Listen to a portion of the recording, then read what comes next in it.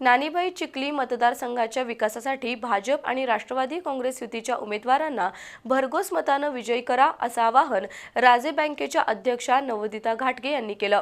नानीबाई चिखली आणि खडकेवाडा इथं झालेल्या महिलांच्या सभेत त्या बोलत होत्या।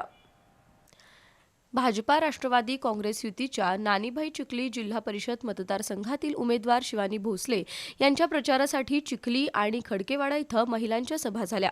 यावेळी राजे बँकेच्या अध्यक्षा नवोदिता घाटगे, शिवानी विजयसिंह भोसले, पंचायत समिती उमेदवार सुवर्णा जाधव उपस्थित होत्या। चिखली मतदारसंघाचा विकास आणि महिला सक्षमीकरणासाठी भाजपा राष्ट्रवादी काँग्रेस पार्टी युतीच्या उमेदवारांना भरघोस मताधिक्य द्या।